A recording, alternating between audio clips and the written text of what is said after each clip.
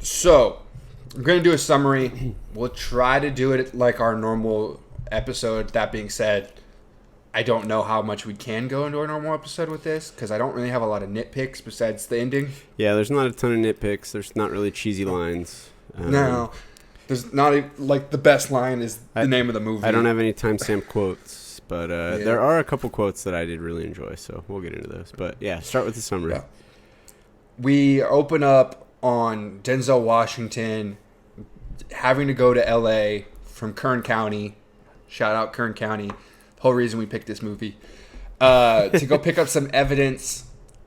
Meets Robbie Malek, who is doing a press conference about a bunch of murder victims.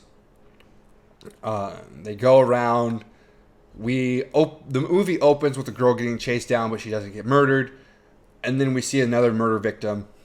And they try to figure out the murder victim. They then get some clues, find Jared Leto's character. He's suspicious. They interrogate him. Then goes out to a field with Robbie Malek, makes him start digging a bunch of holes, says some messed up stuff. Robbie Malek hits him in the head with a shovel. Find out that a case that made Denzel leave L.A., he shot a girl in accident, and it ruined it. Yeah, she came up, got scared, shot her. She died. The cops covered it up, and it was haunting him. So then he does a nice gesture, helps out Robbie Malek, gives him a beret of a missing girl, saying that the guy was the murderer, and then it wasn't the beret of the actual girl. Movie ends on a happy note because Robbie Malek isn't depressed anymore. Gonna go crazy for the rest of his life because he just slapped the dude in the head with a shovel.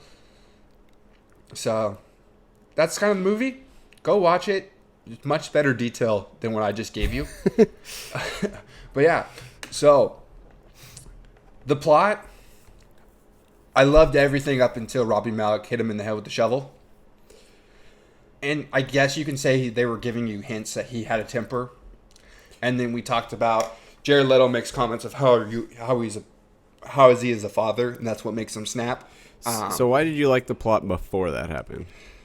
I liked the trying to solve everything. I liked the murder mystery. I did not think Jared Leto was the murderer from the moment he came on screen.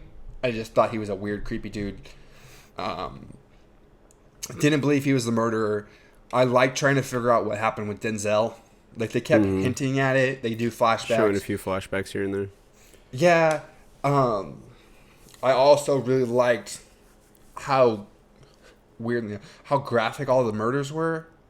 In a weird way, it made it seem more real. Yeah, having that kind of attention to detail. Yeah, it was like absurdly graphic, where I was not expecting that. It was pretty graphic. I don't know if I'd say absurdly graphic. I feel like, and I can't think of an example right now off the top of my head. I feel like there's other TV shows and movies that are more graphic than that. It wasn't like, it's not like the gore was like overdone. It was like, like when we like Drive, for example, how like gory Drive is, the movie Drive.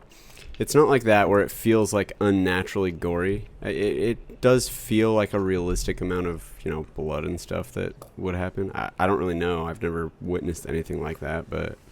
Nor do I want to. Nor do I want to. But it did feel, like they were,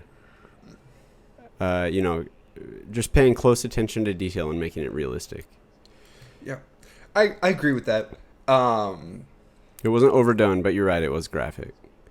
Yeah, like it's a realistic crime scene. Like, talks about multiple stabs wounds. I think hit her or like bludgeoned her or something. So like, there's obviously it's gonna be messy. A couple of people with slit throats. Obviously, that's gonna be pretty bloody. But yeah, so that was it. I liked the relationship between Denzel and Robbie Malek. I thought they shared the screen well. Denzel. I agree. Their chemistry was good. Yeah, Denzel's just one of the greatest actors of all time, so he kind of acts him off the screen. That being said, the moment Jared Leto comes on, the movie, I was like, okay, this is what I signed up for. Yeah. I'm all ready for it. And then, like, the end, why did Jared Leto have him come in the car? Yeah, That's like the biggest nitpick. That's Is the whole ending. You're right. That doesn't really make a whole lot of sense. Why would you, if you were innocent and were not involved in these crimes and murders, why would you have the cop get in your car, drive him out to the field, some field in the middle of nowhere, and say there's bodies buried here? My first thought when that was happening was he's trying to exhaust him so that he can easily murder him. I took that too, like take his gun because he kept showing the gun. Yeah, he kept like talking, like he even hand gestured shooting him. So I was like, he's definitely going to try and steal his gun. So I don't know, maybe he was trying to do that, but he got hit with the shovel before he could. It really was pretty unclear and open-ended what his intent was with that. But he did also start to say, like, right before getting hit that, oh, here's the truth. I've never killed anyone. Like, you're wasting your time. Let's just go back home and move on with our lives. So maybe it was just some, like, extravagant show to get the cops to leave him alone so he could go back to living his life. I don't know. Because even for an innocent person, I feel like, knowing that cops are constantly watching you would be annoying, whether you're doing something illegal or not. That being said, if that was true, let them go. Give him okay to go search your house and do all these things. I know he's a crime thriller guy and he likes it, but let the cops search your house. If you have nothing to hide and you didn't do it. Yeah, I mean. Because they're searching for one thing. They can't come and find you something else and arrest you for something else. I think they can if you give them permission to come in. Yeah. Well, he definitely did seem like a suspicious dude who was doing something that he shouldn't be doing. What? I don't know. I really didn't get the sense that he was involved in the murders that they were investigating, but it did seem like he was doing something weird. The dude was weird. Yeah. He's just a weird dude. Yeah. I also had a hard time believing that he could actually murder these women. I don't know if he has like a physical disability, but he's out of shape. He walks like has a limp. He doesn't look like he can chase down a girl. And the girl that is missing that had a red beret was a runner in a car. So unless he hit her with the car and injured her, yeah, you had to chase her down. And then we see does seem reasonable. I mean, he was following her in a car. Yeah. In a dark alley. But he also then jumps out of the car to chase down the girl that he was following at the beginning, the murderer. Presumably him. Yeah. We don't really know and then if that was him or not. That guy doesn't walk, doesn't have a limp. Like, we did a bunch of, went through and tried to see the boots because the boots were a big thing. We couldn't see anything with the boots. Yeah, that's the one thing we couldn't figure out. They do keep it very vague if that person at the beginning was him or not. If they ever show you the boots, they do it from far away with the car lights behind it, in the dark, him kicking up dust. So, I don't know. That, it just bugged me. The ending was so illogical. Why would that happen? It was a little illogical, but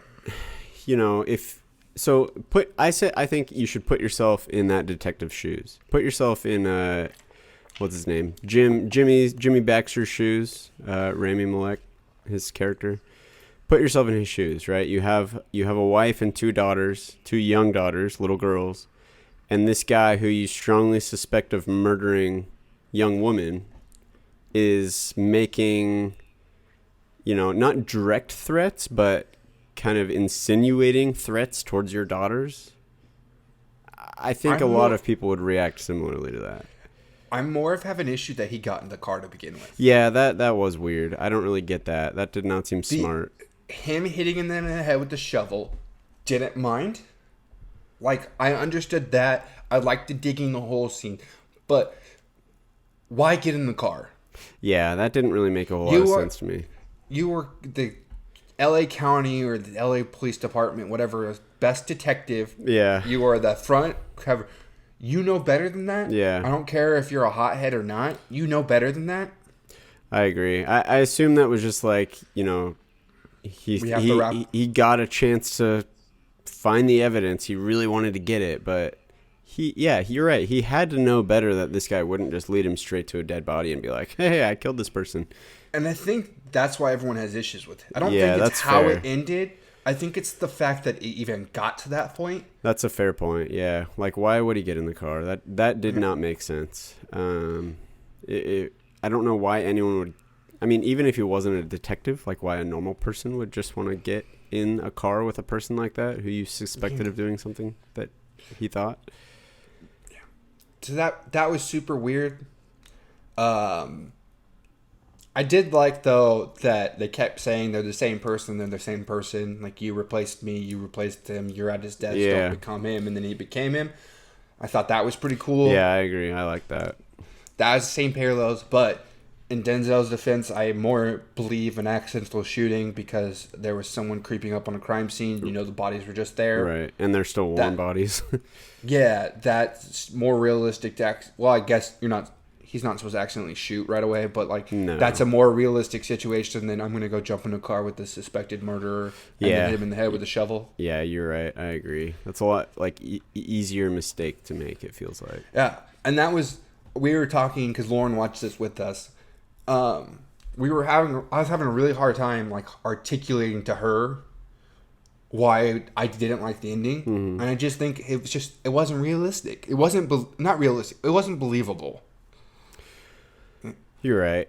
I mean, the whole getting in the car thing is the only thing that I think I have an issue with. I don't really have an issue as far as realism or believability in him hitting him with the shovel or Denzel helping him cover up the murder. Yeah.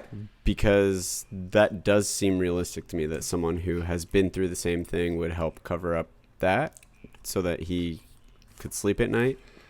Especially when they both had the same hunch that this guy did it. Right, especially when they're both convinced that this is the guilty party. Yeah. But, yeah, I don't know. You're right, the whole getting in the car thing is weird. That doesn't really make a lot of sense. And that's when I thought about it. The guy says boo when the phone's ringing, which made me think... That he was the one calling? No, at first it did, yes. But then he's on the street, so he couldn't be calling because he didn't see him go back to the house. He might have called and then just left his phone off the hook. But we see him leave the house. Then Denzel Washington goes to the market. And they're just sitting there waiting for him to come back, remember? Yeah. But then he comes back. How does he call? Wait, who went to the market? Jared Leto. No, we see Jared Leto leave. He didn't go to the market, did he? He walked away and left, and then they came back and he was at home. He was in his house when that happened. Was he? Yeah, he came out of his house. He could have made the call, left the phone off the hook, and then come out to the street and done that boo thing, which is how I took it. I mean, maybe it just was a coincidence that someone called then. Yeah, maybe. But yeah, no, it was just Denzel Washington that went to that market to go get some coffee and a watch battery. And then while he was in there, Jared Leto's character came out of the house, presumably because he wanted to lure just one of them away and play mind tricks on them. Yeah. But I don't get why he'd get in the car. You're right. That doesn't make sense. Yeah. I totally get, though, that Jared Leto... He is a guy obsessed with murder. They show him a bunch of murder crime victims. And he's obsessed with the pictures. So I kind of believe him wanting to mess with the cops.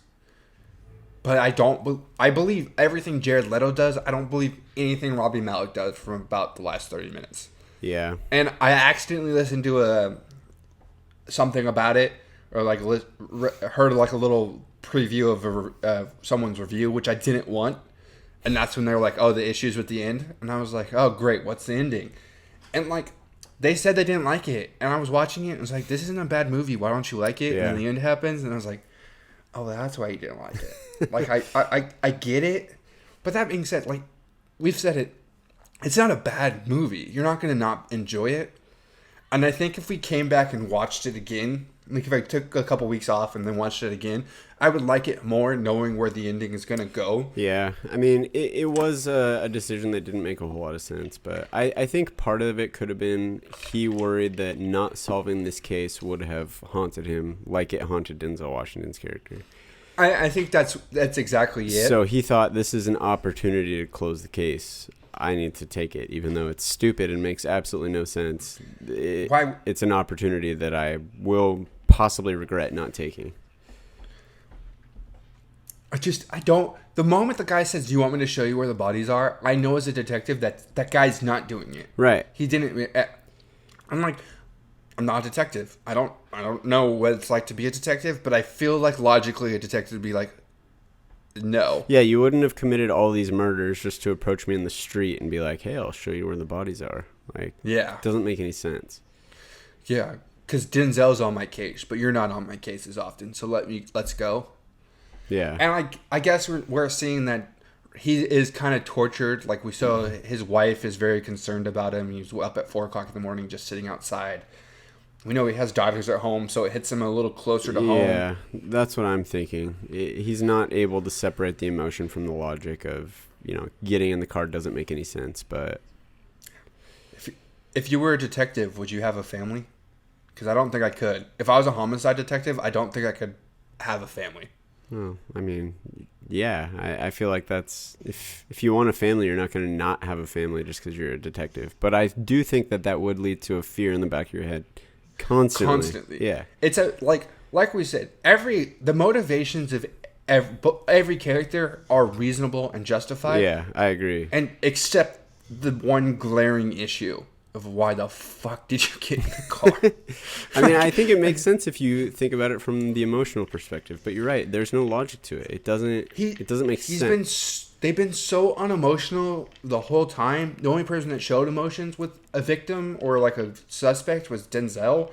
Like we see Rami Malek lose it with the fingerprint guy. I don't know what they call him off the top of my head. But that's the only person that he's ever lost his temper with. And then he punches a window right before that. And we're like, oh yeah, he's a hothead. And then he jumps in the car and just goes for it. It didn't add up. Now, if it was Denzel doing it again, I think I could have liked that more. But I get what they're doing with the symbolism of they're the same people. Yeah, so I think it goes back to, that kind of fear in the back of your head that you're investigating these horrible things that are going on, and you're seeing these people just get these horrible things done to them, that having daughters and a wife and a family at home that you obviously don't want any of that stuff to happen to. I think it's just kind of, that's the motive. It's not only protecting them from these, the kind of people that would be doing these kind of things that they could encounter them in their life, but also like, if that sort of thing were to happen to them, you would want that person to be punished for it. So I think it is just emotion is what it comes down to, I think. Yeah, and I'm okay with that.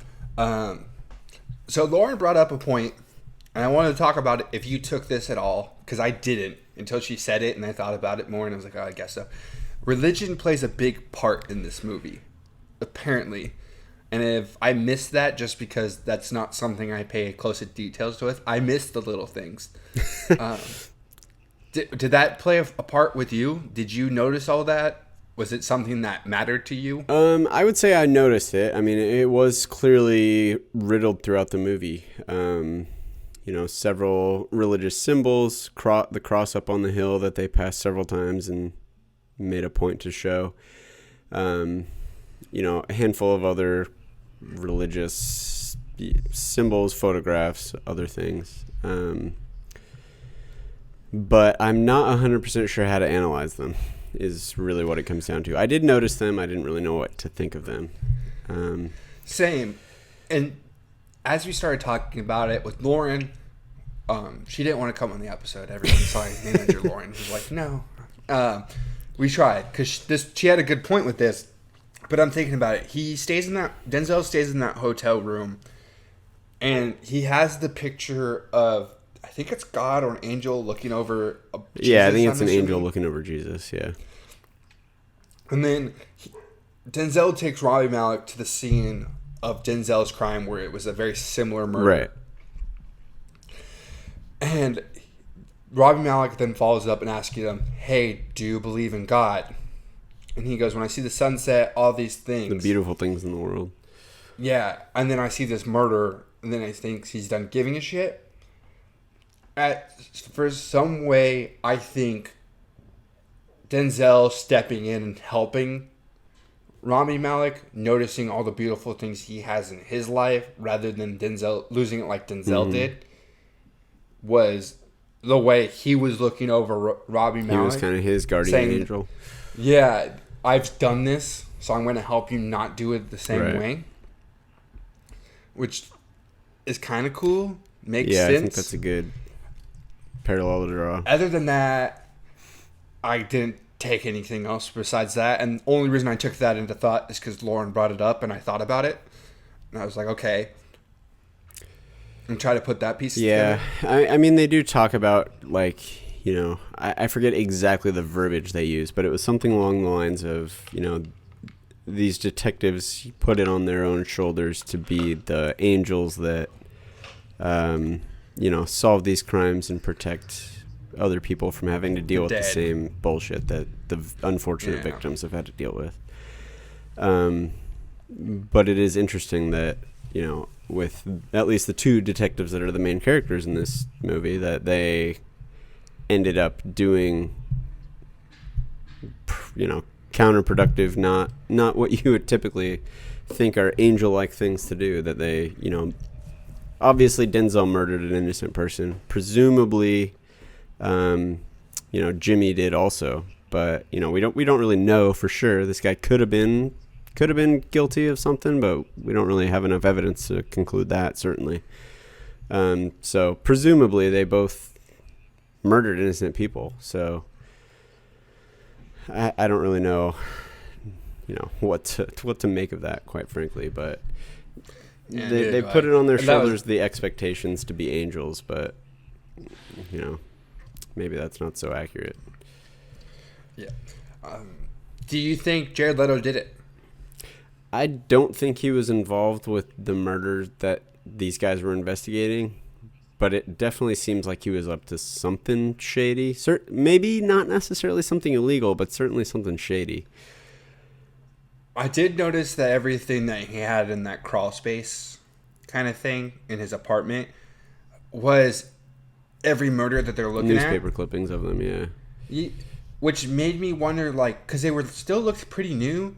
Did he go and put those newspaper clippings in?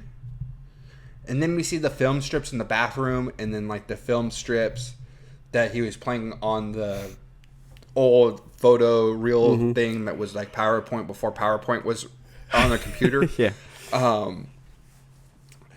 And I was wondering, like, is that supposed to be like, hey, look at those films? Like, he might have taken pictures of the scene, because they said it set it up like he was eating dinner with people.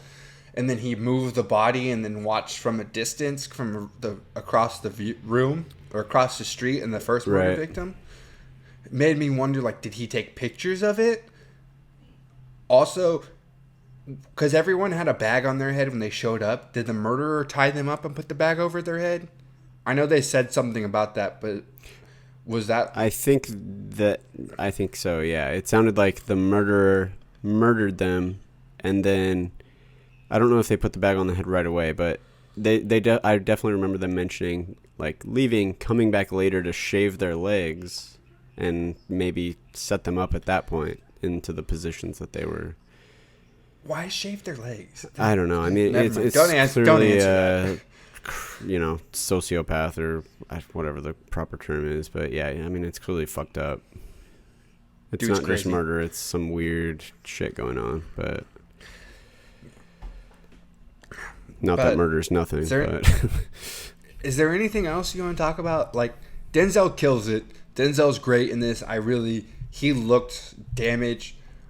Robbie Malek, you said you didn't notice this, but he really acts a lot with his face. I liked you could see the distress on his face as the movie went on.